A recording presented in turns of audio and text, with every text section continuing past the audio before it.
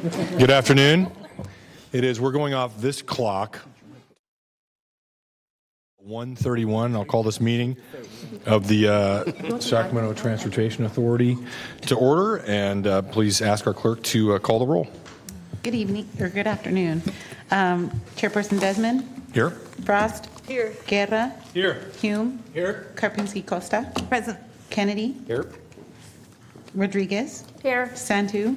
Here. Cerna? Here. Singh Allen? Here. Spees? Present. And you have a quorum. Okay, thank you. Please rise, and Director Spees, can you lead us in the Pledge of Allegiance? Absolutely. Once I can back up out of here. Yeah. Hand over heart. Pledge. I pledge allegiance to the flag of the United States of America and to the republic for which it stands, one nation, under God, indivisible, with liberty and justice for all. Okay, thank you. Madam Clerk, please read the announcements and instructions for public comment. This meeting of the Sacramento Transportation Authority is cablecast live on Metro Cable 14, the local government affairs channel on the Comcast Consolidated Communications and AT&T Uverse cable systems. This meeting is closed captioned and live streamed at metro14live.saccounty.gov. Today's meeting replays Sunday, September 17th at 2 p.m. on Channel 14. This meeting can also be viewed at youtube.com/Metro Cable 14. To make an in-person public comment, please complete a speaker request form and hand it to the clerk. The chairperson will call your name when it is your turn to make a comment. To make a public comment by phone, dial 916-875-2500 and follow the prompts to be placed in queue for a specific agenda or off-agenda item. Clerk staff will transfer each caller into the meeting. You may be on hold for an extended period of time, and your patience is appreciated. You may send written comments by email to boardclerk@saccounty.gov. Your comment will be routed to the board and filed in the record, and that concludes the clerk's announcement. Okay, thank you, Alma. So that will take us to our off-agenda public comments. Are there any comments from the public on matters not on the agenda? I did not receive any speaker request forms, and we do not have anyone in the call queue. Okay, that'll take us to item 2, which is the Executive Director's Report. Mr. Busey. Okay, good afternoon, Chair, Vice Chair, board members. Provide a short, I know we got a lot on the agenda, provide a short Executive Director's Report. So financial consulting services and bond counsel service procurement. I just want to give the board a heads up on this. So staff are preparing a request for proposals for both financial consulting service and bond counsel services.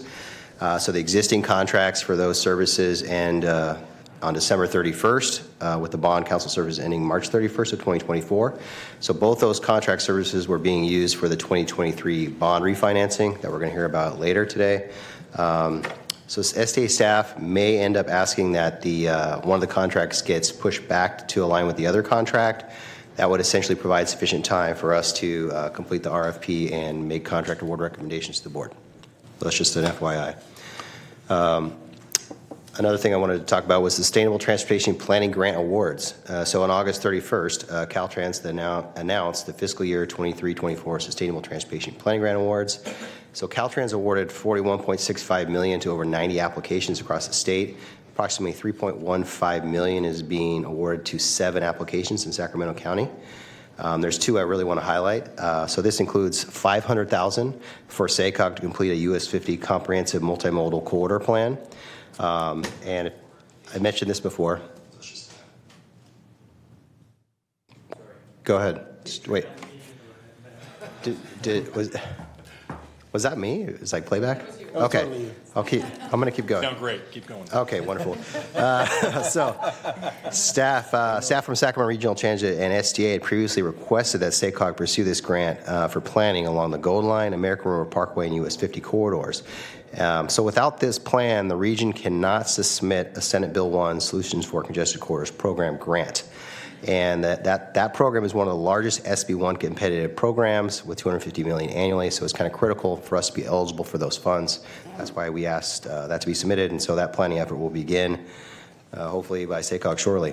So another important award is $470,000 for the Blue Line Bus Rapid Transit to Elk Grove Implementation Plan. Both SAC-RT and SACOG have had healthy conversations around the future of transit expansion and what the future holds regarding bus rapid transit and light rail, and I think we've had a few comments on that here at the board as well. And I think this work could help set the specific mode of transit used to possibly extend light rail service along the Blue Line to Elk Grove and inform similar efforts for the Green Line to the airport. So that's the kind of the top two. There are more, and I've listed the rest of those planning applications or planning grants in my executive director's report. And then as just a quick final item, SACOG has asked that we submit a letter of support for the Assembly Bill 350. They're trying to extend their time frame for when they have to complete their regional plan. And although I didn't have time to get it on the agenda, I would like to provide a letter of support, at least from the executive director, as we've been coordinating with them on this for a long time. So with that, that's the executive director's report, and I'm open to any questions. Thank you, Kevin. Director Guerra. Yeah, thank you, Mr. Chair. I just wanted to encourage the support and direction to staff for that bill by Assemblymember Aguiar Curry, and essential for us to be able to maintain some of our already federally funded grants that we've received. So with that, that's just my direction, Mr. Chair. Okay, thank you. Director Singh Allen. So, point of clarification on the Assembly bill. Today's the last day of session, so is this really for the governor? Yeah, I think it is. Okay. Yeah, I think they're at a point now they're just trying to get the governor to sign. They want a letter of support. Yeah, I know I personally reached out as well. Thank you. Okay, thank you. Any other questions or comments from directors? I don't see any. Any public comment on this item, Madam Clerk? We do not have any callers online, and I did not receive any slips. Okay. I'll move on to our consent items 3 through 7. Are there any questions or comments from directors on these consent items? I'll move items 3 through 7. Okay, we have a first by Director Rodriguez and second by Director Singh Allen. Any public comments on the consent calendar? We do not have any callers online or in the queue, and I did not receive any slips for those items. Okay, please vote. Sorry.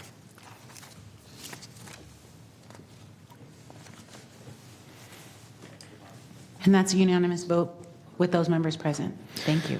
Okay, thank you. That'll take us to item 8.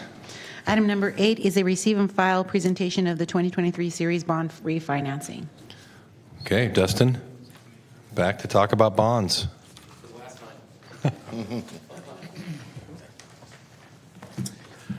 All right. So good afternoon, Chair, Vice Chair, and Board of Directors. I'm here to present on the 2023 series bond refinancing that just priced and closed this last month.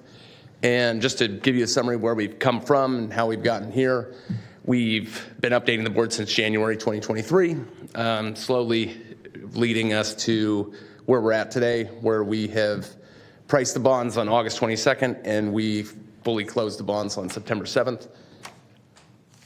So this slide represents some of the transaction variability. I just wanted to show how volatile the pricing was. We reached a high of 12.6 earlier on in March, and we actually closed at 5.8 million, which we got lucky with market timing on that. There were a lot of variables there. The next slide here is transaction highlights, just to bring up some of the high points. We did receive a AAA from both S&P and Fitch on this. We had very strong investor demand with 42 individual investors bidding on the bonds, and that actually drove down our final price that we were able to sell the bonds at. We financed $296.4 million in fixed rate bonds, eliminating all variable rate debt and the swaps tied to those agreements, swaps tied to those bonds. And that was $318.3 million in total. And we paid all the termination costs for the swap agreements with this refunding. Oh, right. This gives us the potential in the future to refund these in 2033. That's when they become callable. And at that point, with a 20-year average tax-exempt rate, we could potentially claw back $14.9 million in savings. The break-even level is 1.9% versus the 20-year average. So we would have to be 1.9% over the 20-year average to not break even on this refinancing later down the line. And this transaction does include an update to the the debt policy to have an annual update every year to the board to see where we're at with our bond portfolio. So the bond portfolio going forward, did I turn off my mics? Oh. So the new bonds, the fixed rate debt is much more administratively simple to administer. We have many less agreements to handle, and it's much easier to explain to anyone outside of Peter himself. So we went from 9 agreements down to 1 agreement. We've had 3 distinct liquidity, remarketing, and swap agreements with each of the 3 tranches of bonds. And now we're down to 1 single bond, and our portfolio is 100% fixed rate debt now, and it's $320.6 million. So I would call this a success, and it gives us a lot of flexibility in the future. So I'm open for any questions you may have. Okay, thank you, Dustin. Any questions from directors? Director Frost. This isn't necessarily right on this topic, but it's a question relating to the bonding with STA and our budget. And I know we don't issue all the bonds all at once. We kind of issue them as we go, and we're using them. My question is, when we approve a budget for that year, can we assume that we've pulled bonds for that particular budget? I'll try to explain it maybe a different way. So the budget represents the cash flows that are taking place, and you're going to see that looking at the amendments, because we did have the 2022 refinancing close in the 2023 year. That's the activity you're seeing in the amendments. The most current refinancing, it paid off the old debt and immediately assumed new debt. So it was really a transfer of funds. There was no new debt to add to the budget, no new cash to spend, so to speak. But the cash that we have, available for projects is what was approved in the budget. You want to answer, Kevin? Yeah, I think you're correct. Yeah, so that what we have in the budget is what we have available, and then we're not issuing any new debt. We haven't issued new debt for a long time. We're just refinancing old debt, and so our budget basically provides you with the revenues we receive, but we also have there's a debt service for those bonds we previously issued, and we do provide that in the budget, so it's clear what the debt service cost is. So I think you answered it right away. You said the cash we approved in the budget is available. Yes. Yeah. Thank you. We're pay-go. We're completely pay-go right now, pay-as-you-go. Yeah. Perfect. Okay, thank you. Thank you, Director Frost. Director Hume. Thank you, Chair. Dustin, on the slide that you had up showing the transaction timing relative to net present value, just so that I understand this slide correctly, is that saying that when we first contemplated this in March, we were looking at about a $12.6 million savings over the life of the bonds, and now when we're actually finally to get it closed, we're still just under $6 million in projected savings? So it was actually projected cost. So it was 12.6 in cost initially, and we closed at 5.8 in cost. So the refinancing at 2033 is when we're going to recoup the cost that we incurred in this transaction. That's the hope. And so that was the cost because of the refinancing, that then we potentially still could end up money ahead by the time the maturity of the bonds? Yes, if we do call the bonds, that's still a maybe, because the market could not go in our favor, and we may have to ride out to maturity. But even in the event of that, we're still at only $5.8 million in cost. I understand that. I'm trying to get to the fact of whether or not this will be a net savings to the body, it's subject to market conditions, but whether or not this will result in a net savings by going through this exercise, or whether it will be a net cost at the end of the day. So at the end of the day, we're looking at about a $9 million savings, because a PFM projected about a $15 million savings in the refinancing. So they'd be $5.8 million in cost today, and then in 2033, when it's refinanced, it will be a $15 million savings at that point. So Okay, that should have been net. like the second slide, the fourth slide, the fifth slide. I That's the news we want to know. Draw So, that so at the conclusion. end of the day, we're looking at saving $9 million in interest because of doing this exercise. If everything plays out according to plan. So, Well, here's to keeping our fingers crossed. yeah, they have 10 years. Thank you, Director Hume. Any other comments or questions from directors? I don't see any in the queue here. Okay, any public comment on this item? We do not have any colors in the queue, and I did not receive any speaker slips. Okay, and no action is necessary at this time from us, correct? Yes. Okay. Thank you, Dustin. Next, item number 9. Item number 9 is a receive information and approve fiscal year 2022-23 budget amendment. Hey, Mr. Busey. Yeah, I just want to quickly introduce this item. So Dustin's going to present it, but I want to maybe get in front of some of the questions we may get. So we have never done an amendment like this post, the budget year is done, and now we're actually doing an amendment. We're doing this for a couple of reasons. One is transparency. So we're always based on projected revenues, and now we're going to show you what we actually came in at. And so I think it's a really good idea. What Dustin's trying to do is kind of make sure everything actually aligns with the budget, with budgets to actual. So with that, I'm going to turn over to Dustin. All right.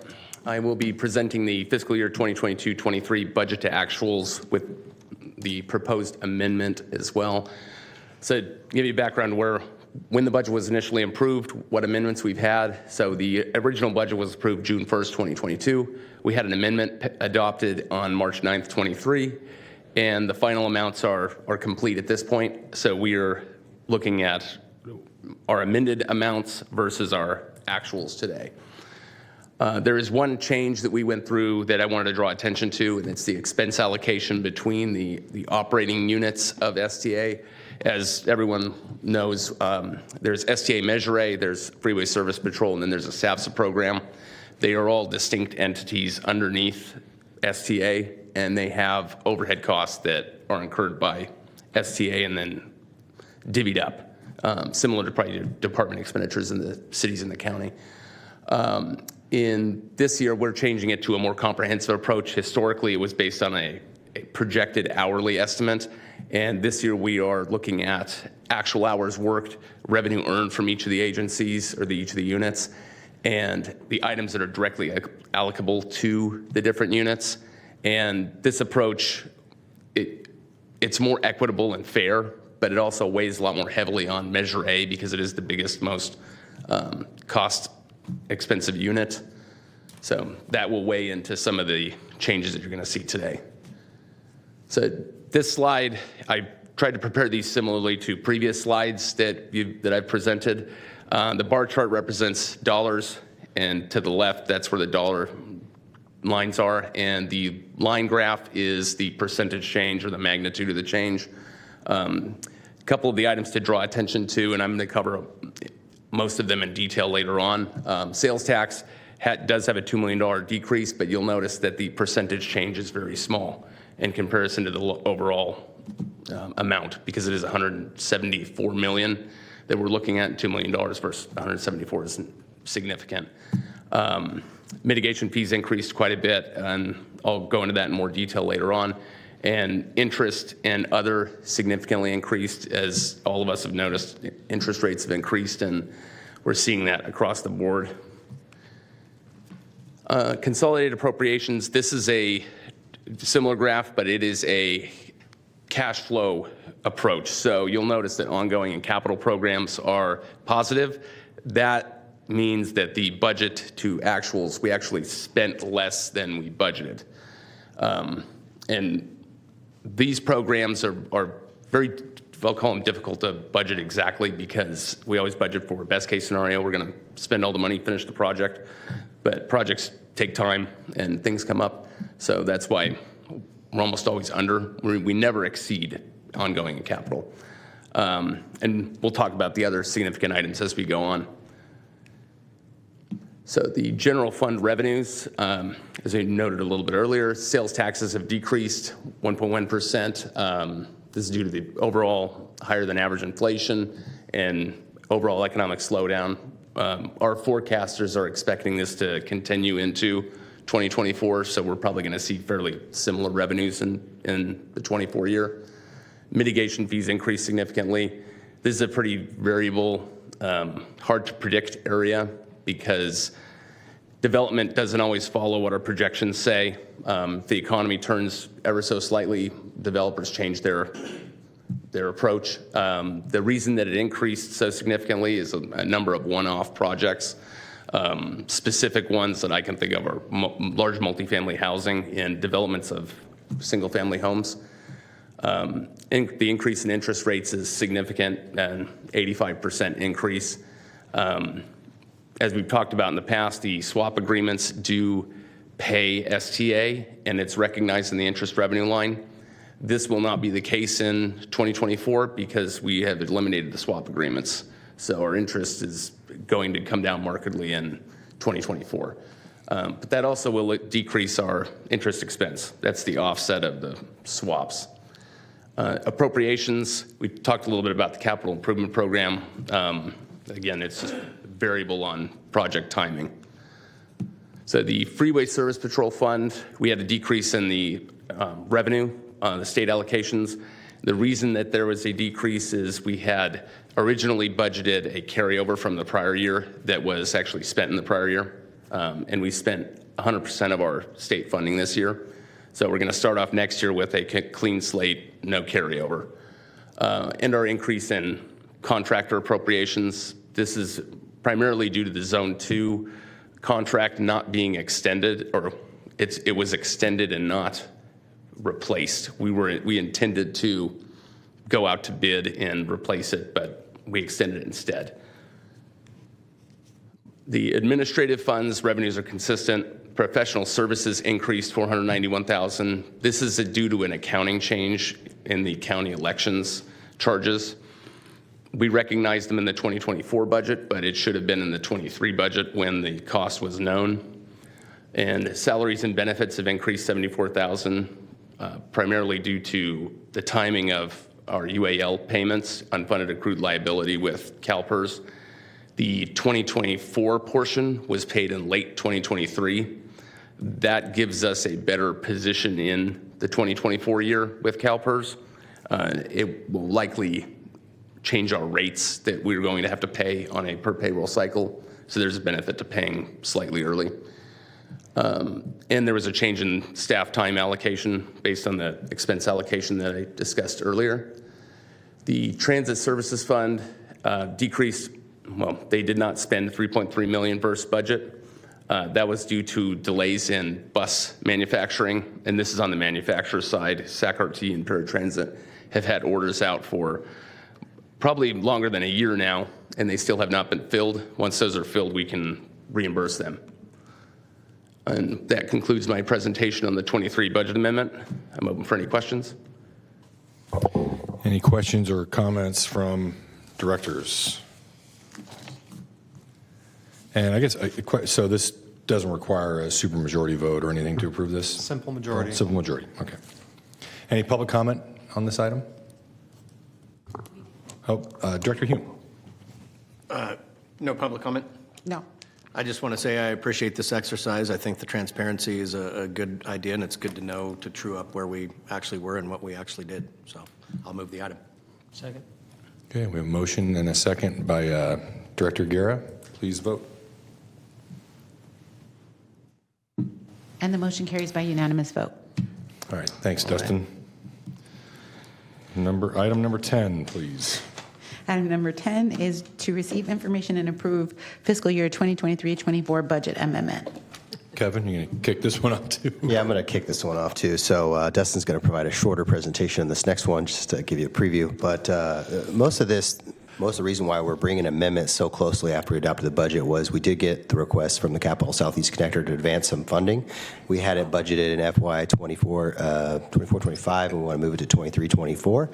So we're asking you to amend the budget with this item, and then the next item will actually ask you to take action on a contract. But we're just getting the amendment out of the way. So we may, so we're going to budget early. And so that's it for my quick introduction. Okay, Dustin. All right. I'll be presenting the fiscal year 2024 budget amendment. All right. Another summary. So budget was adopted on June 16th, not very long ago, as Kevin mentioned. The reason that we're bringing this today is the Capital Southeast Connector JPA request to advance their funding into the 2024 year. And there have been additional things that have come to light since since our original budget adoption. So we're just taking care of all of it in this budgetary amendment. And that brings us to what we're presenting today. Again, just as a reminder, the expense allocation that I presented in the earlier presentation applies to this one, so there are a couple of administrative changes. On a high level, the consolidated revenues, we're only presenting the general fund and the administrative fund with this amendment, so it's a much shorter presentation. I am increasing the interest in other just to anticipate the additional interest we're going to receive. We have moved a significant portion of our administrative fund to the county, so it's under the county pool, which earns much more interest than we were previously earning. And the consolidated appropriations, you'll see the ongoing and capital cash expenditure there. That is the movement of the $5 million for the JPA, and there's a small decrease in the administrative fund for a couple of reasons that I'll describe in a moment. Again, general fund, the only change is the $5 million. I won't go into any more detail on that. The administrative fund changes, revenues are consistent besides the interest and other that was changed. Professional services have decreased $491,000. The majority of that is the change of the Sacramento County election charge from the 2024 year. We're removing it from this year and we put it into the 2023 year. And that was a $515,000 charge. There was also a change in the expense allocation that impacted the professional services. And salaries and benefits have increased $290,000. The majority of this is the UAL payment timing. We are trying to pay the 2025 UAL in 2024 to get better actuarial results. And that increased this line by $266,000. The market hasn't been very good, and CalPERS has changed their discount rate, and that's the majority of the increase in the UAL. You may recall when we presented this a few months ago, it was much less, but it's all market conditions. And there was also an unanticipated salary adjustment that has increased this line by 33%. It was an equity adjustment that was countywide. And the change in the expense allocation methodology made up the remaining difference. So that concludes this presentation. If you have any questions on this amendment, I'm ready. Okay, any questions from directors? Questions or comments? I don't see any. Any public comment on this item? We do not have any callers on the line, and we did not receive any slips for this item. Okay. I'll entertain a motion. So moved. Second. Okay, we have a motion by Director Hume, second by Director Singh Allen. Please vote. And the motion carries by unanimous vote. Okay, thank you, Dustin. Brings us to item 11. Item number 11 is a receive information and consider authorizing the executive director to sign a 3-year capital allocation and expenditure contract for environmental mitigation funding with the Capital Southeast Connector Joint Powers Authority using Transportation Project Environmental Mitigation Program funding. Okay, Kevin. All right, good afternoon, Chair and Vice Chair, board members, here to present on item 11. So this is, as Alma said, this is consider that $5 million contract we've been talking about. So I want to give you some background on this. So the Measure A Transportation Expenditure Plan includes $15 million for environmental mitigation of the Capital Southeast Connector project. That mitigation measure funding comes from three pots, and I've shown on this pie chart on your left, it comes from $5 million from local arterials program, $5 million from smart growth incentive program, $5 million from the transportation project environmental mitigation program. Those are all programs that are identified in the expenditure plan that was approved in 2004. So the board has already taken action on the first $10 million, first in 2019 and again in 2021, which leaves $5 million that has been unallocated and we're talking about today. I want to talk about what is environmental mitigation, and so what that is it's funding that has been used to replace land uses impacted by the Capital Southeast Connector project. These land uses support a variety of animal and plant species that need to be replaced prior to construction, and this type of mitigation can be a requirement of the environmental process or federal or state regulatory permitting. So in total, the JPA estimates around 766 impacts of 766 acres of mitigation is needed. So let's get back to the 10 million that was already authorized. So the JPA has purchased 389 acres of total of mitigation credits through a couple different ways. Through mitigation banks, the South Sacramento Habitat Conservation Plan, and they've also purchased land that they plan to dedicate for credits. Of that 389 acres, 73 acres have been used for construction projects, which leaves 316 acres remaining. So I guess with 316 acres remaining, begs the question, why do they need more funding?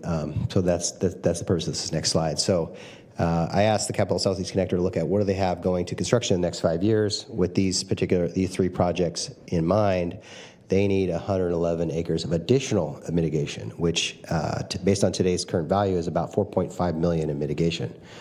Essentially, that's why they need the funding now as opposed to later.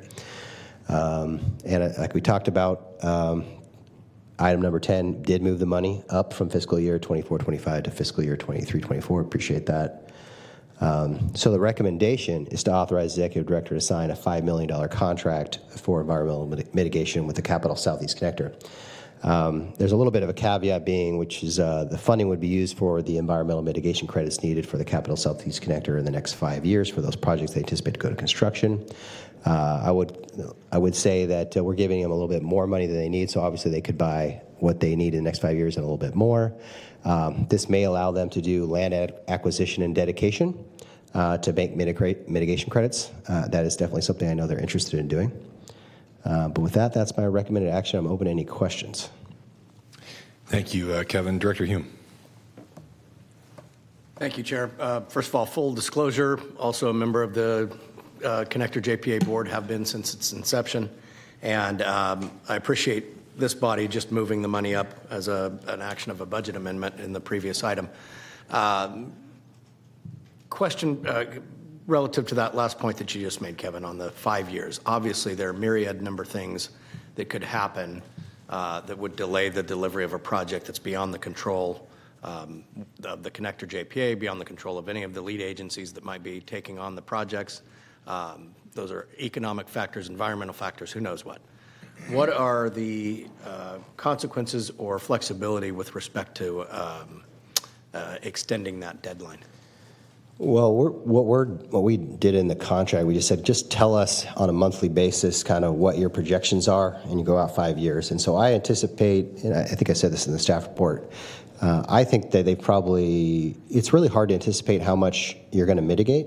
So the exact amount is probably going to change over time. As the project gets more refined over time, it's going to get refined. And so every month, when they get to key milestones, they'll be able to update these numbers and present those. So there's some flexibility, I think, within the contract to adjust. Okay. But it's not tied to a specific section either. It's just these are the projects we anticipate going to construction in the next 5 years. So. Okay. Well, I know that when the Measure B or new Measure A was passed, that this component of the environmental mitigation was an important piece. I think it's prudent to get out in front of it because land is going to become more scarce and more sought after, and certainly land values are going to continue to go up. So for me, it makes a lot of sense to get ahead of that curve and have something available for use. As has been projected by the agency, the need will be there as far as the acreage that will have to be made up, and so I support the item. Okay, thank you, Director Hume. Director Frost. Yes, I had a question relating to the contract and your comments regarding some flexibility in the contract. In the past, usually when we allocated funds, we just gave them the funds. We didn't allocate it over an extended period. And given the fact that projects can change, expand, and the possible need for more funding sooner, I'm not sure what you meant by there's flexibility in the contract. I'm wondering why we're not just giving them the $5 million that we voted to allocate. But also, I wanted to mention that this goes to some conversations that we've had. You know, we went out, I believe STA was involved in our road show that we went out to Rancho Murrieta, and we had those conversations. The county was there, leaders from, you know, all the surrounding jurisdictions, and we were talking about fire and flood hazards and actual roads out of the southeast county and our emergency response that we want to put together. And the advocacy from the connector, and I guess full disclosure, I'm an alternate on the connector board. The connector was able to, you know, there were actually more than one jurisdictions that said, you know, this one road out isn't adequate. And so there is a need, there's an immediate need to improve the ingress, but the egress in the event of a catastrophic fire or flood. And so the connector was part of that solution. And it seems like if we've allocated funds, one of the comments that the CEO, Derek Minima, had made to us was if we had $10 million, we could leverage that and get some federal funds to make more happen here in Sacramento County. And we actually went to Sacramento County and to Rancho Cordova to advocate for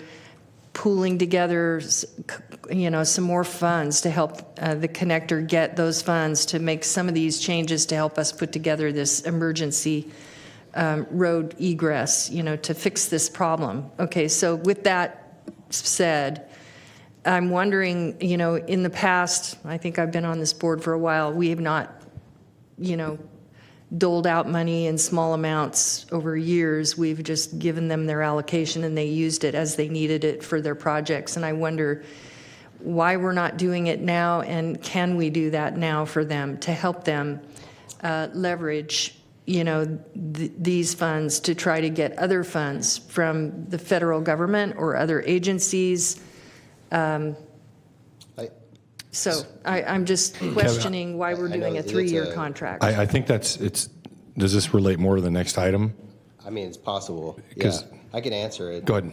In regards to this item, but I think, you know, exactly what you said is correct. I mean, they need the funding, and I think you see this immediate need, right? For I think you were talking about Rancho Murrieta and access during floods, right?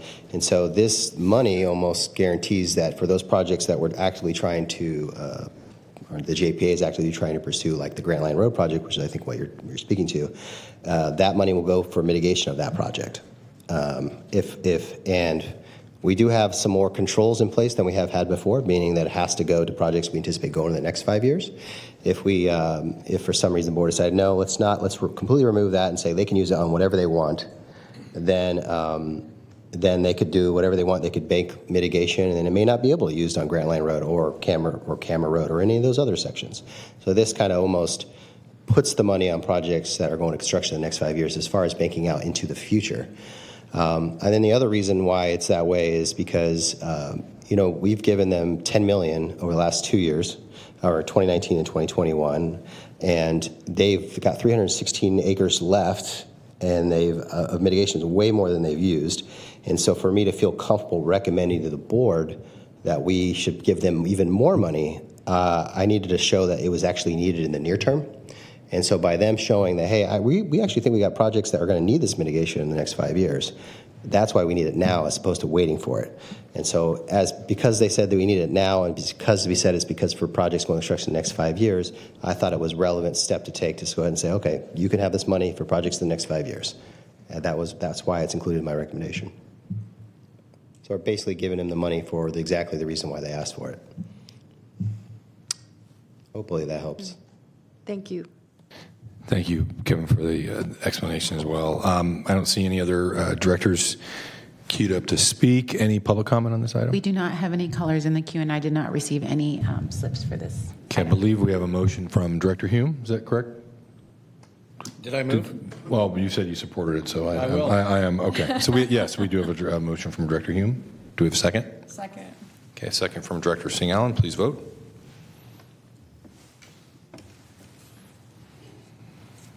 And the motion carries by unanimous vote. Thank you. Okay, I'll take us to item 12. Item 12, the PowerPoint's already up. Receive information and consider authorizing the executive director to sign a 3-year capital allocation and expenditure contract with the Capital Southeast Connector Joint Powers Authority. Kevin, good to Wonderful. see you. Yeah. Again, Kevin Busey, Executive Director, here to present on item 12. So this is the contract for the Grantland Road for up to $2 million. So the Capital Southeast Connector, JPA, has been pursuing grant funds for Grantland Road for the past few years. So in March, staff from the JPA, County of Sacramento, and City of Rancho Cordova proposed advancing a section of Grantland Road through final design and right-of-way to better compete for construction funds.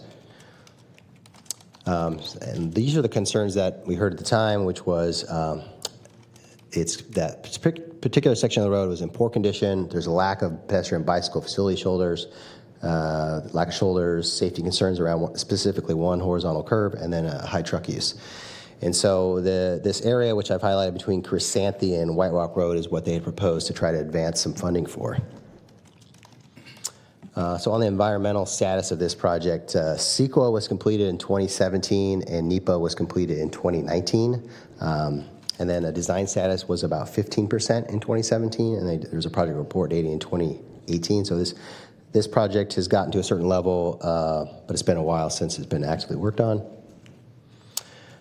So those agencies all wanted to compile about $10 million to get the project shovel ready. And compete for grant funds. So SDA could only provide $6 million from Measure A because we're limited based on our amount of the targeted allocations that the board had previously approved to $6 million. But additional funding would be needed. It will likely come from the County of Sacramento, City of Rancho Cordova. But at the same time that this proposal came forward, the JPA was waiting on the results of several grant applications that were previously submitted. So staff recommended and included with the budget was the $6 million for Measure A in fiscal year 23-24 and 24-25. But also included with the budget, I just want to highlight that we did say that the project would be consistent with the MTPSCS. There would be some SACOG coordination would be needed, and then the phase project would be, any type of phase project would be compatible with the ultimate design. But still, obviously, additional funding would be needed. Let's fast forward to after the budget was approved. The connector was able to get $3 million from Senate Bill 1 Trade Corridor Enhancement Program for final design. So the TSEP funding is only for the section in red, and the remaining sections, which is kind of in purple, are not eligible for TSEP funding, so that meaning they'd have to be 100% locally funded. So fast forward a little bit more. So the JPA issued an RFP for final design. They're anticipating awarding a contract September 29th, and the JPA contract amount is $4 million for that final design contract. So local funding is needed for them to award that contract. They need 30% local match for the grant and 100% local funding for sections not included in the grant. And we anticipate somewhere around $2 million in local funding is needed at this point. So the recommended action is authorize the executive director to sign a contract for JPA's Grantland Road project for up to $2 million. So this kind of allows the work to start again on this project. In order to look at like a lot of different options that I think they need to do to get the county and the city of Rancho Cordova and everyone together on going in the same direction. I think staff would still need to do the following: is confirm that the JPA, County, and City of Rancho Cordova are all in agreement with this design contract, and it provides milestones as well as the information needed to make major decisions later as far as grant strategy and actual cost, better cost estimates. And then we would need to confirm the amount of Measure A funding needed. I don't know what the contract looks like yet, but it should be $2 million or less of Measure A funding that is needed. So I did want to provide some alternative actions to this. So one item is we could move this item to October or November, or the board could move this to October, November. The kind of positives will allow the JPA to allocate TSEP grant funds. However, they may not want to allocate TSEP grant funds given that they don't have the Measure A funds in place. It will allow the JPA more time to complete negotiations on the final design contract and any needed agency coordination. But kind of the negative to this is that it could delay the JPA's final design contract award till December. So it could delay things. So the other option is you could increase the amount to $6 million. So the positive would be that the JPA would now have $9 million when including the $3 million in TSEP grant awards. So the cons on that would be it was somewhat unclear what the additional Measure A funds would be used for without additional project development work. So that kind of puts me back to the recommendation I had previously of $2 million. I've had a chance to talk with staff from the county and the city of Rancho Cordova about this. They feel comfortable with the $2 million right now. I think it gets the ball rolling, and they can have future discussions about what the next steps are on this project and what is the grant strategy. And with that, I'm open to any questions.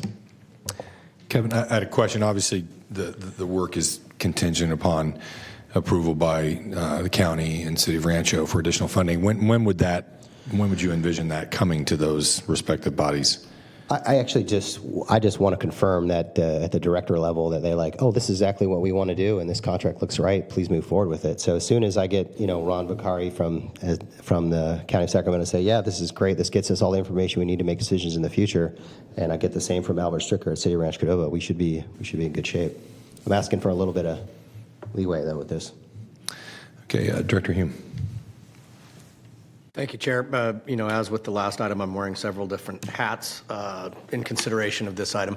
But I just want to make crystal clear that in contemplation of this, we are simply talking about timing of an allocation. There is not any question whether or not the full $6 million remains committed to this project for the delivery. I'm going to answer that, I think. I think that's a question. But in my mind, yeah, that's absolutely correct. This is just about timing. It's all it is about timing. And so then ultimately, we're just talking about whether or not $4 million sits in STA's checking account or whether $4 million sits in JPA checking account, right? You could simplify it to that. You could simplify it that way, yes. Yeah, but okay. We're on a reimbursement basis, but yes, you could simplify it to that way, yeah.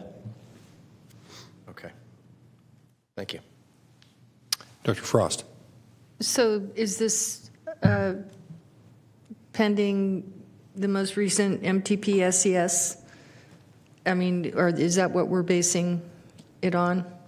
The project, or? Yeah, the timing based on the MTP SES? No, it was doesn't have to do with the timing per se. It just has to do, this particular section that we're talking about is part of the project is considered widened in the MTP SES, and part of the project is not even in the MTPS as far as widening.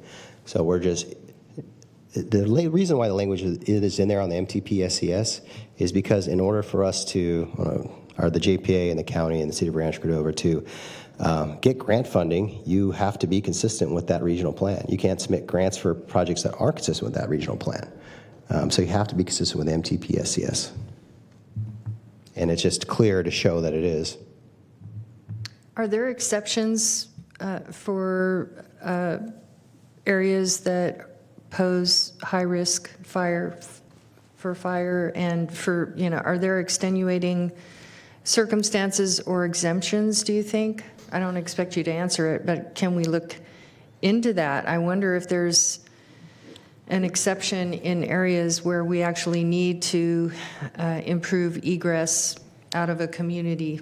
Sure. I would say that the MTP SES does have some group listings of projects. So for instance, they don't pavement rehabilitation, I believe shoulder improvements, biking and walking improvements. Those don't have to be specifically listed in a actual, as a specific listing as a project, but they are eligible for federal funding in that way. So this is just pretty much based on in the next 5 years, this is what we anticipate the funding will be, and this can happen in the next 5 years, basically. Yeah, that's the goal, I think, for sure. Maybe, I think earlier for a lot of parties, but yeah. Can they come back if they're ready for more and reconsider it? Absolutely. That's the plan, to amend that's exactly, I think, what Pat Hume was saying, Director Hume was saying. It's just about timing and when they come back, yeah. Thank you. Okay, thank you, Director Frost. Any other comments or questions from members? I don't see any. And I know we have at least one public commenter on this item, right, Madam Clerk? Yes. Please transfer the caller.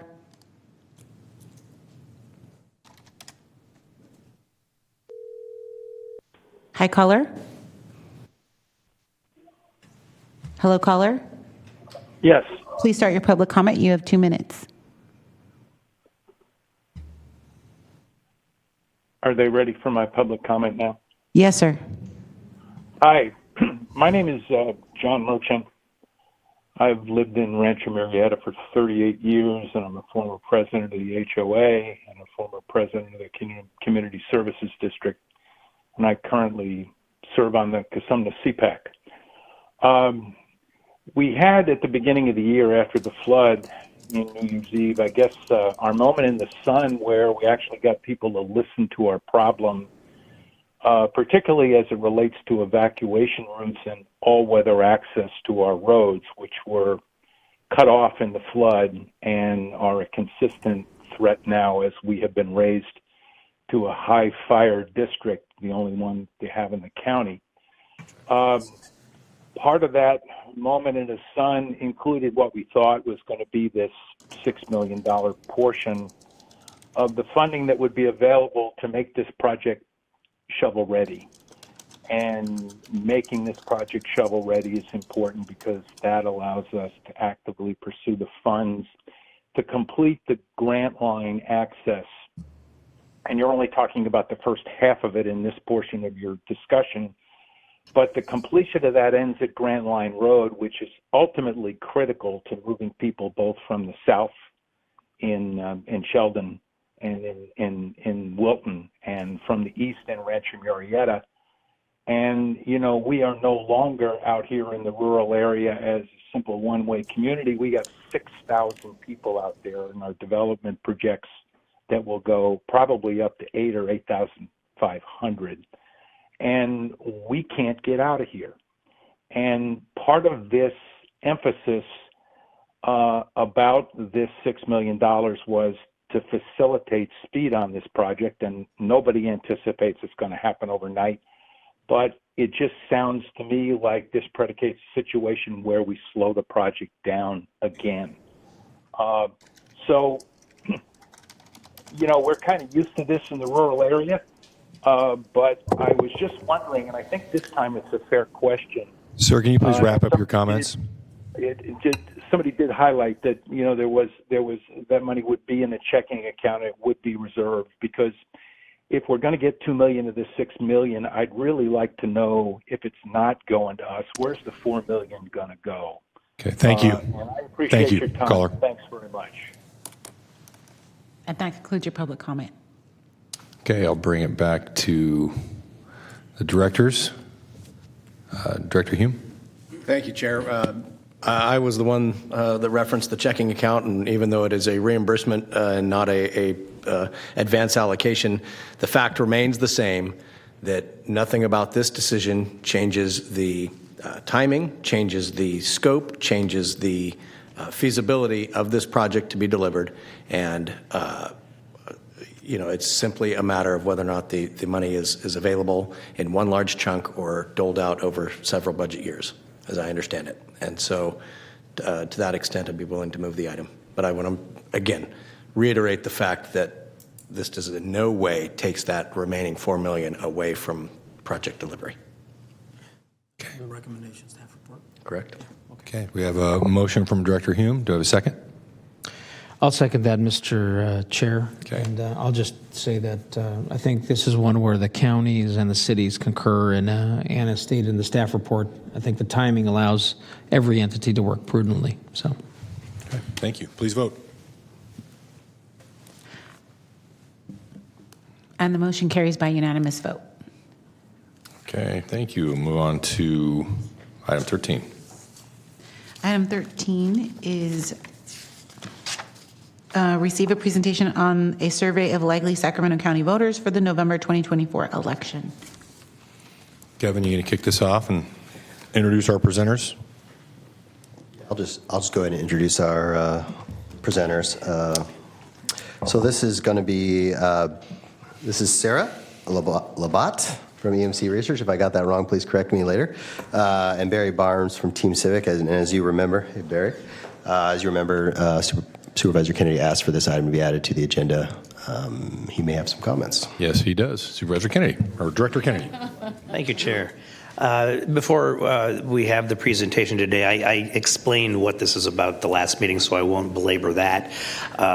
But again, this is information that we wanted to make available to the public, fully transparent, as this board is going to be asked to make decisions or not in the future.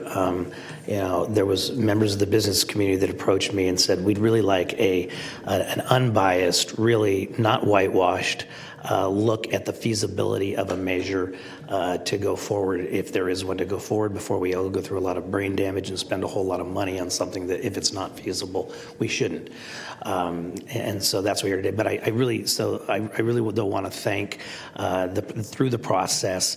Not only have we had a fantastic team in EMC and Team Civics, who you'll hear from today, but I also want to thank GSEC, Barry Barnes and Larry Albaugh for stepping up and providing the lion's share of the funding, but also the technical assistance and consultation of SACOG and James Corliss, Henry Lee and his staff at Regional Transit, as well as MMS Strategies for their technical assistance as well.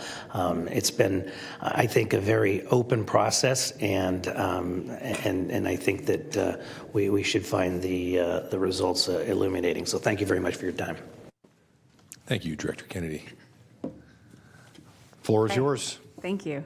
My name is Sarah Labat. I'm a senior principal with EMC Research. I'm joined today by Barry Barnes from Team Civics, as well as my colleague Chelsea, who did all the work, and I just get to do the talking. So I'm your different face for today. You've had a lot from one other. So thank you so much for having me. We're a market and opinion research firm located in Oakland, California. We do a lot of work on transportation revenue measures all over the state, and we work in a lot of parts of the country as well. We're very excited to be here with you today. Okay, so I'll review these results, and then at the end, I'm happy to take any questions about the research. First, an overview of the methodology of the survey that we conducted. It was a survey of likely November 2024 voters in Sacramento County. We used a mixed mode methodology that mixed both phone and online interviewing. That really allows it to be a very inclusive methodology, but still maintain the random sample survey that's necessary for a projectable survey. The survey was available in both English and Spanish in all survey modes. It was conducted in August 6th through 13th, and we did 800 interviews countywide. So that results in a margin of error of about 3.5 percentage points. So as you look at this data, when we're looking at a countywide number, you can think of a little bar that goes about 3.5 points plus or minus, and that's essentially where the number would be if we could interview everybody. And we do have some past poll data in here that you'll see some of the polls that were conducted for STA, as well as some polls conducted in between just for some data to reference. So big picture findings from this poll. First of all, we do see that voters in Sacramento County are largely pessimistic about the direction of the county, just generally. They don't think things are going super well. This isn't a transportation question, just sort of a general question. A majority cite homelessness as a top of mind, most important problem, and that's an unaided question. Transportation and transit do not come up as often as top of mind issues, but we do see that 3 in 4 voters feel the transportation network in general, so that we sort of oriented them, the roads, the transit systems, et cetera. 3 in 4 voters feel the network has a need for additional funding, but we do see that the share of voters saying that has dropped since asking a similar question back in 2016, as has their willingness in general to raise taxes to fund safe, high-quality roads and transit. We also see a general increase in the tax sensitivity, so sort of separate from the transportation issue, just general inclination to oppose taxes seems to have gone up as well. We do see that initial support for the measure in this poll is well below the 2/3 threshold needed for passage for this measure. It sits just above a majority in our sort of first uninformed ask. We do see that voters are widely supportive of the things that a measure could potentially pay for, and they do appreciate additional information about the measure could do, but we don't see that any of that information that we give them in the context of the survey really makes a big difference in how they intend to vote when we ask again. We do see, however, sensitivity to opposition messaging. One of the things we do in this poll is really try to understand the vulnerabilities, and some of the opposition messaging is quite effective, especially messages that attack the tax for being too much, for not having an end date, for having already been rejected by, or a similar measure has been rejected by the voters of the county before. And those are very convincing reasons and do drive support for a measure down. That's the big picture. We'll go through some of the data here that supports this. First of all, sort of the issue environment. So the environment you're operating in, we usually start these polls with a pretty broad question, just how are things going in your community, or is it going on the right direction or off on the wrong track? It's a fairly standard polling question for research of this type. The blue line, which we asked this question back in 2016 in Sacramento County, was at 52% right direction, 28% wrong track. And you can see, sort of a steady growth in that wrong track number up to, on the far right, 59% feeling like things in the county are on the wrong track. And again, not specific to transportation, just a general sentiment. And we do find that this kind of question really helps us put in perspective their interest in supporting revenue measures. Generally speaking, in most places, if the voters are in a good mood, they are more likely to support, and if they're not, they're less likely. It doesn't mean you can't succeed in a negative environment, but this is one indicator we look at, and here we're at 59% wrong track, 39% right direction. We also ask an open-ended question: what is the most important problem facing Sacramento County today? And you can see this is an open-ended question. We code the responses into categories based on the actual words that they use, so we didn't give them choices. 57% brought up homelessness as the most important problem facing Sacramento County. That's followed by crime and drugs, affordable housing, politicians, cost of living. You can see that roads or infrastructure or traffic or transportation is pretty far down the list, and very eclipsed by a lot of these other issues. And in particular, seeing a number that's so strong towards one thing is certainly pretty striking, in terms of this just came out of their heads. We didn't give them categories. We did also ask them about the need for additional funding for the transportation network in Sacramento County. You can see we've compared this back to a similar question asked back in 2016, where your last STA revenue measure was on the ballot. And you can see that back then, 82% of voters felt there was a need for additional funding for transportation. Now in this poll, 74% feeling there's a need for additional funding, and about 40% great need. So some intensity there. We do see 24% saying, I don't think there's a need or very little need for additional funding. So we do see a little bit of a softening of this number. You're in a 2/3 environment. 74% is certainly north of that 67% that would represent 2/3. But we're not seeing a hugely strong intensity here in terms of people really having solid information on need. I think this, to me, speaks to more of a general assumption that if you're asking me, they must need. So we do see some weakness here in terms of they're not that aware specifically of what needs might be.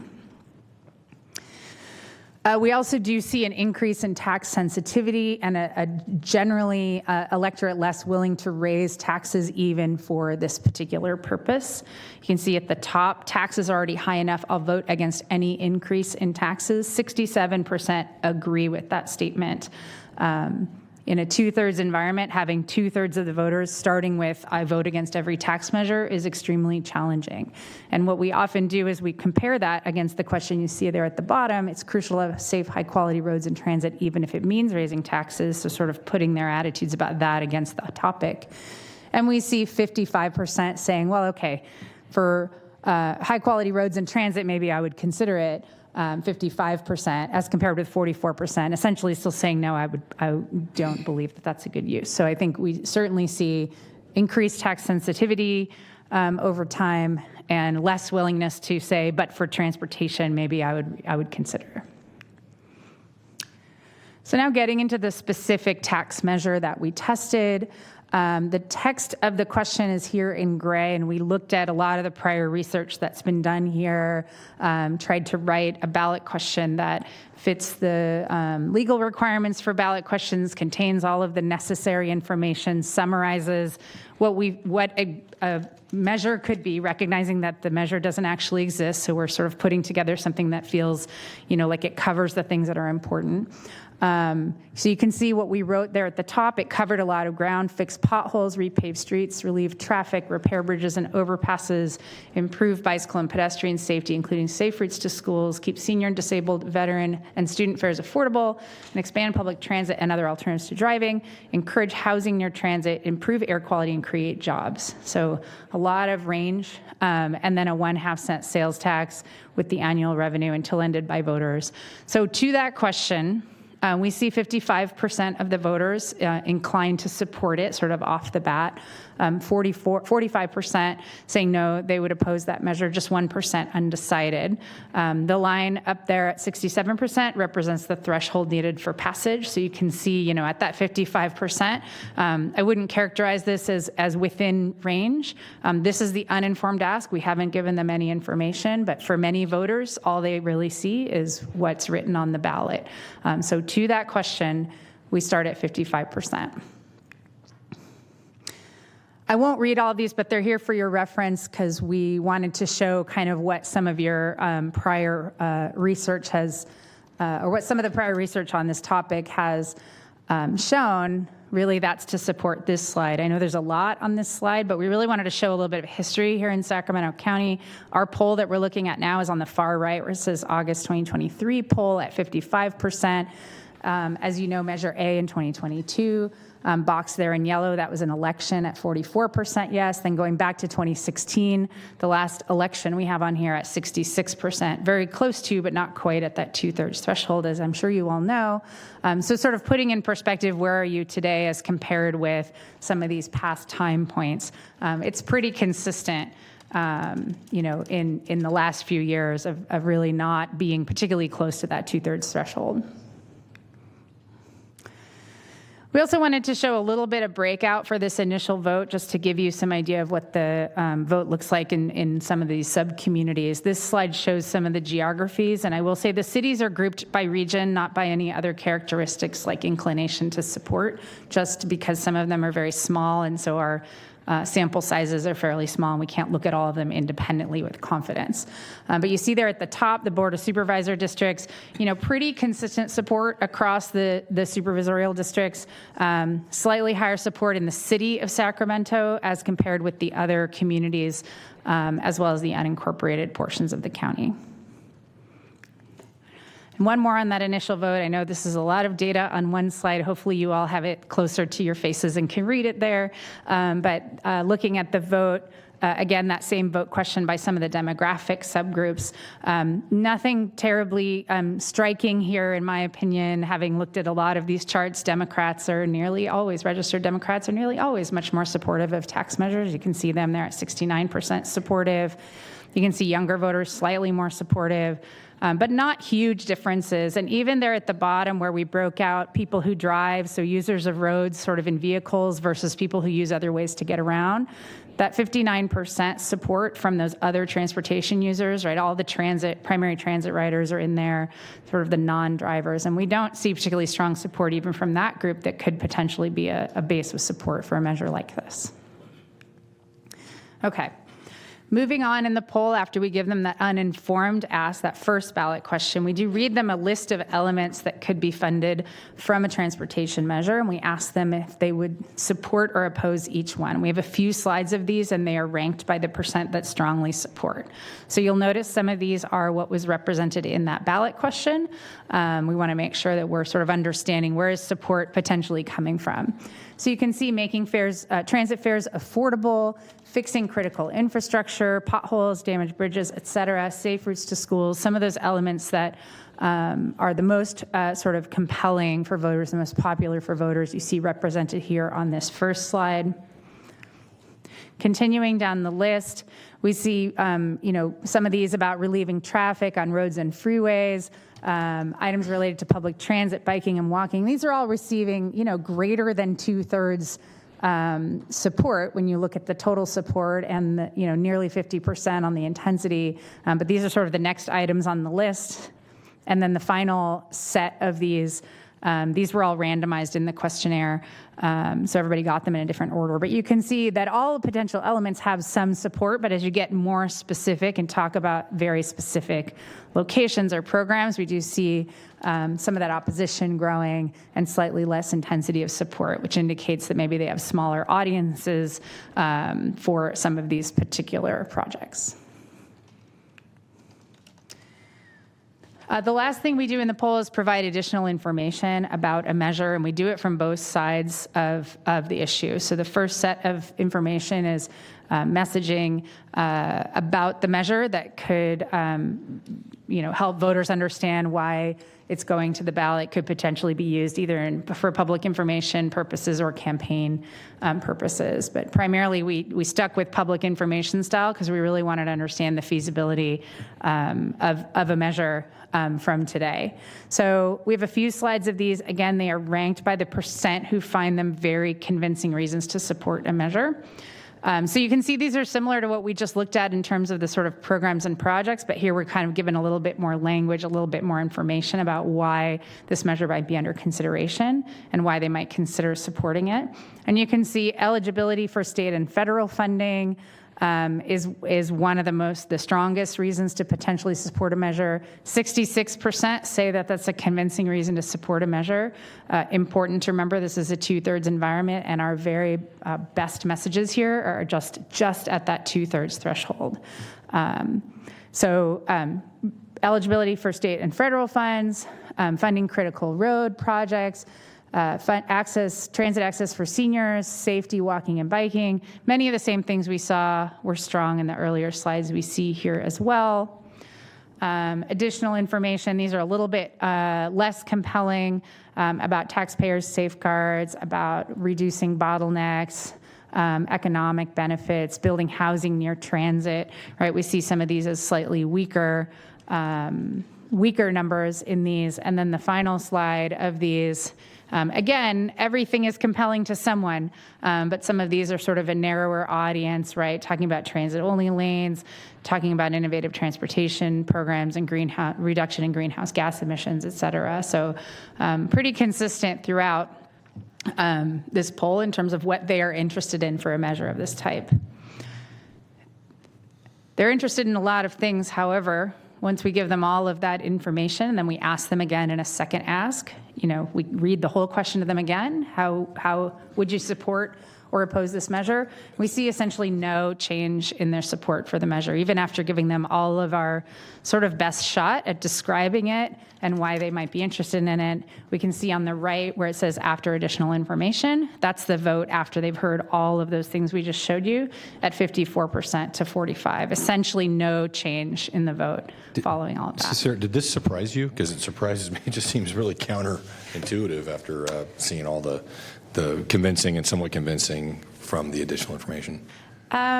I would say it surprises me a little, but given their reticence to support tax measures in general, and it's a pretty high number on just I would vote against any tax increase. And remember where we were on that number about even if it's for transit, it was 55% that said that agreed with the statement. I might consider a tax increase for transit and transportation. That was 55%.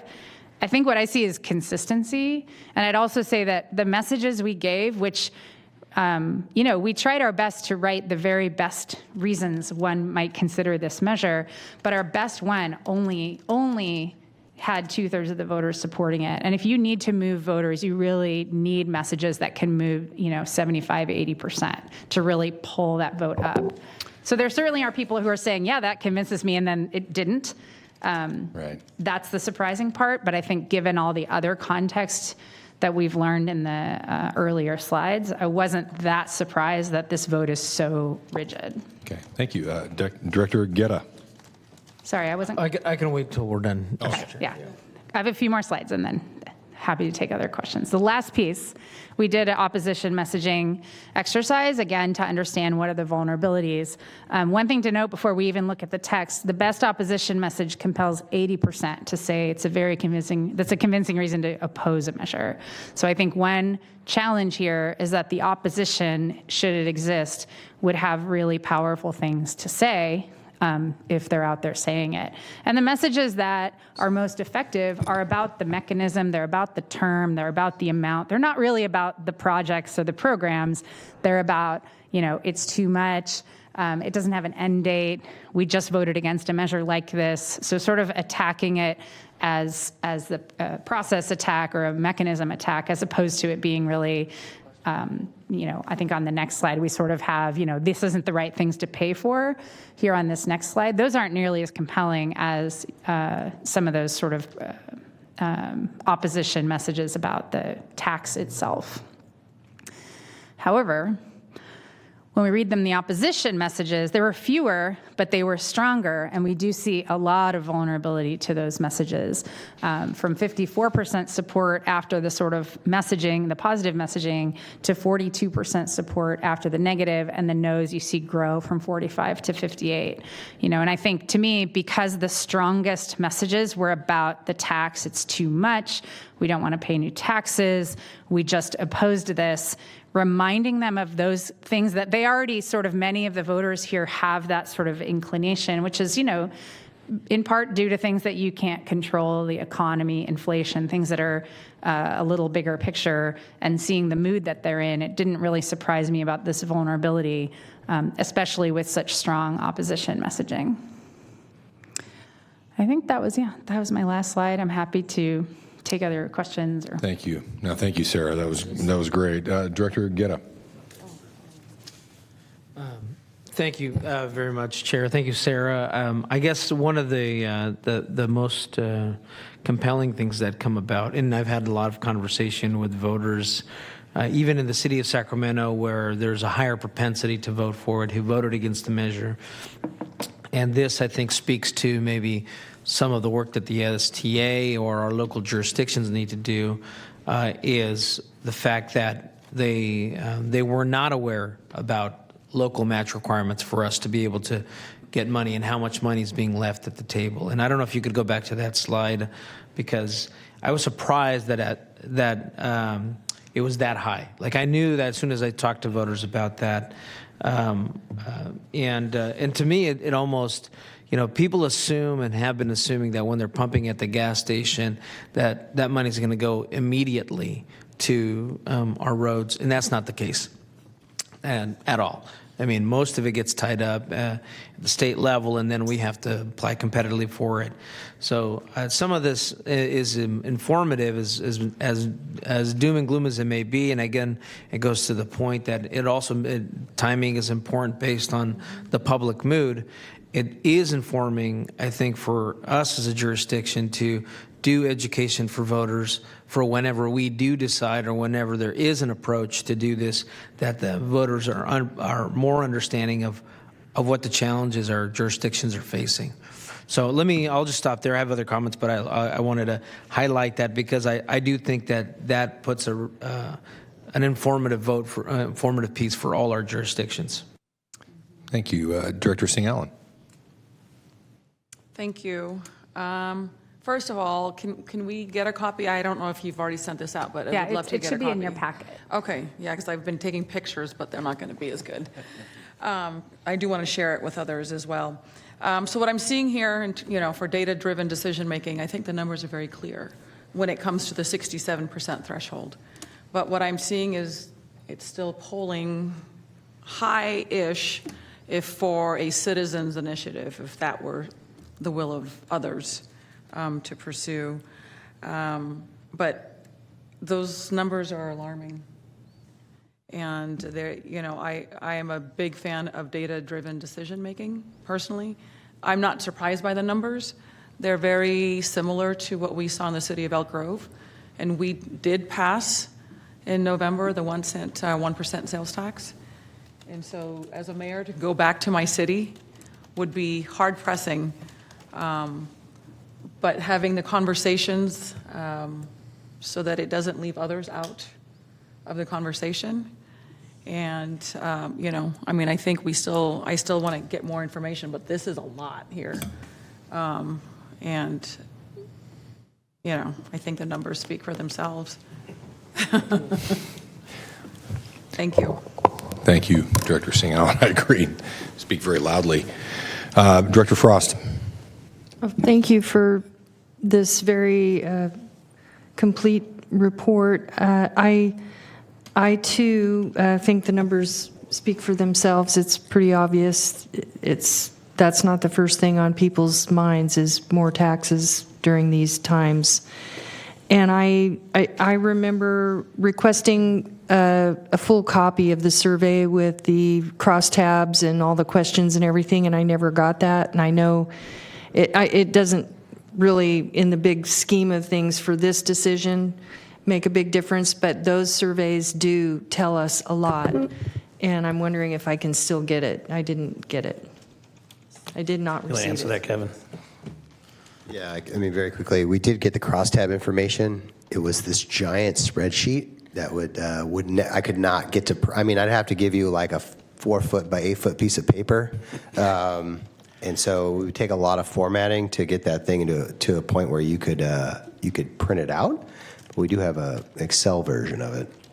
I'm just curious, maybe the consultant can tell me, because always in the past that's never been a problem. We've asked for this complete survey and they gave us a binder with the survey in it. So is that something that you're not able to provide, or? We are just we generally format it for online viewing because that's how most of our clients look at it, but we are capable of producing that if that's, we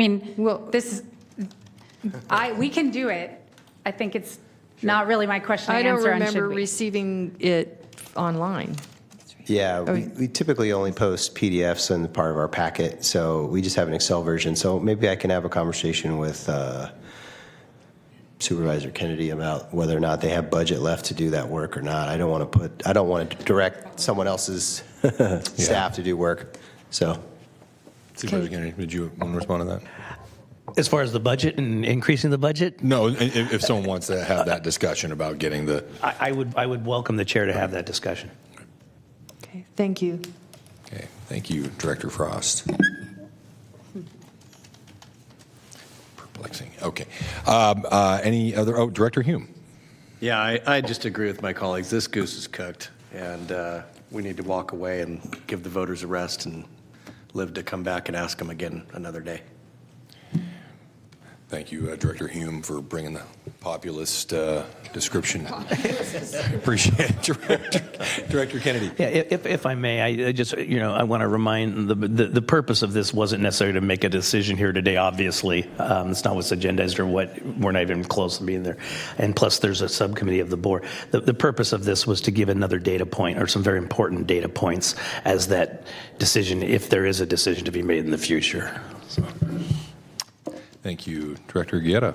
Yeah, so, I don't know, I've never cooked goose or duck, but, and the mayor's vegetarian. But I would say that obviously this information is very compelling if we were to try to do something this year. I think what...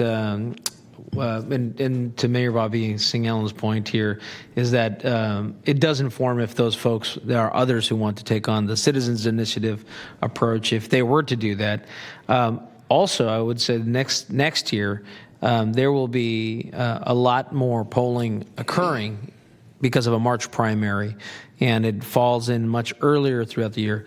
Is the mood going to change in 4 months? I don't know. Probably not significant, but I do think that for Supervisor Kennedy's point, it's not to make the decision today, but I think what for us is to look at what we see in March and all the polling that's happening in March, I think is going to help us inform us. I do want to say that the important takeaways, we should look at some of these important takeaways that can inform us on what our jurisdictions should be doing now to educate voters about the challenges we face.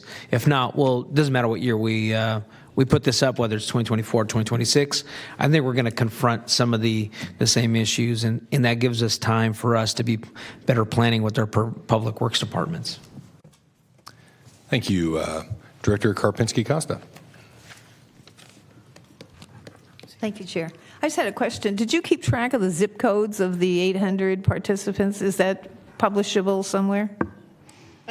We do record it in the data. I don't recall if we put individual zip codes. We probably don't have enough interviews in any one to report it on its own with confidence in the margin of error. So we do track zip code, city, any variables we have, and compare them to the likely voter population and make sure we're representative. So we tracked the zip codes, but we wouldn't probably recommend looking at the data by individual zip codes because it would be very small sample sizes, and so margins of error, 15, 20-point margins But of there error. might be a trend, particularly in cities. Yeah, we did look at some geography. Yeah, go ahead, if you'd like to take this. I had the exact same question. And I talked to her previously about that. And even the crosstab information, they still group some of the cities together. So it'd have to be some sort of special report. But like you said, there's concern about the small sample sizing and whether or not that's really representative. Okay, I think we have one public. Yes. Director Karpinski-Costa, do you have any further comments? Okay. Thank you. We had one public comment. Alma? Yes, we do. Mr. Dan Allison.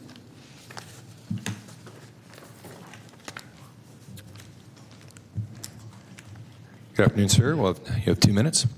Good afternoon, board members. Dan Allison. I live in the city of Sacramento.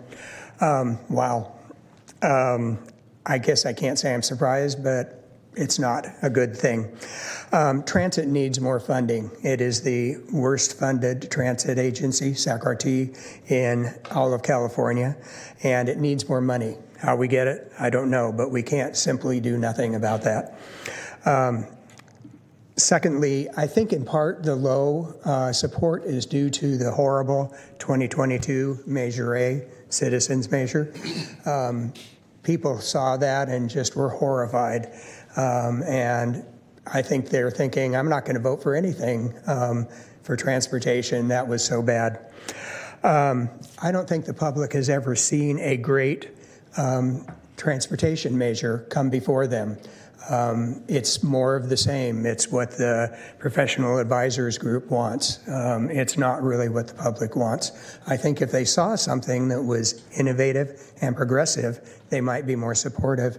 And in that sense, I would like to say that you should take a close look at Mayor Steinberg's proposal for the 2024 ballot measure that is a third affordable housing, a third transit, and a third active transportation and safe walking.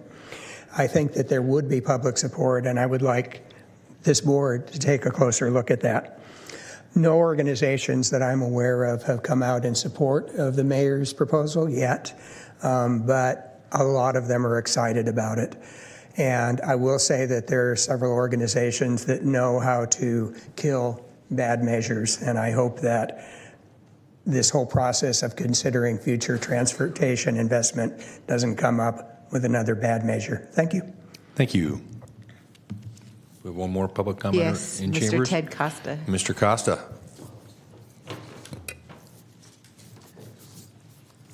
Thank you very much. Listen, there's an old saying, about two things that are inevitable, death and taxes, but being taxed to death is not inevitable. And I qualified 13 statewide initiatives for the ballot. 9 of them were enacted by the voters into law in the state of California. And I did that because most of my friends and most of my colleagues that went to school, they majored in law and they majored in economics and English and all those things. But I majored in survey research. And I wouldn't start an initiative unless it had 70% approval at the beginning. And they went through, and although we were outspent, we passed them. And you could do that too. What you got to do is look at the root. Go back. When we become a state, we had one tax. It was a property tax. And we did everything that we did with a 2/3 vote. Every road that was built, every courthouse that was built, every schoolhouse that was built was passed by well over a 2/3 vote because the people trusted. But if you go back, it's on the internet, go back and look at those initiatives, the proposals that came before the people that the people gave 80% for. When they said they was going to build a courthouse, they built the courthouse. In Sacramento, remember in the 1980s? How many people remember back to 1980 when the citizens of Sacramento County passed a bridge initiative? And the voters passed it into law. And the Board of Supervisors says, sorry, we just don't have enough money for that. We'll get to that later. But we're still waiting. It's not on the list anymore. That hurts. And you wonder why the Sacramento County Taxpayers Association, I'll disclose I'm a member of the board there, why they oppose you all the time.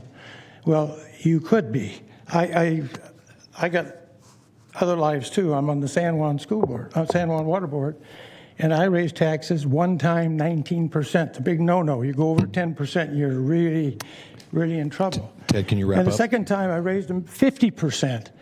But we've changed to pay as you go. And there's a payback to the people over a period of time. And sometimes it's tough and it takes 10, 15 years to do it. But I think you got to be straight with the people. Tell them, look, we're going to build this road and it's going to start here and it's going to go there. And you put one on the ballot and it'll pass. Thank you. And from there on you could go and go. Thank you very much. Thank you, Ted. I appreciate your comments. You bet. Okay, I'll bring it back to the board. Director Singh-Allen? Thank you. Just in light of one of the public comments, I do applaud Mayor Steinberg for the innovation and creative thinking of how to address a lot of the county's needs, the city's various jurisdictions' needs. And I think even, our chair, Desmond, we support having that conversation, the framework, I think, but you got to balance it with what was just presented.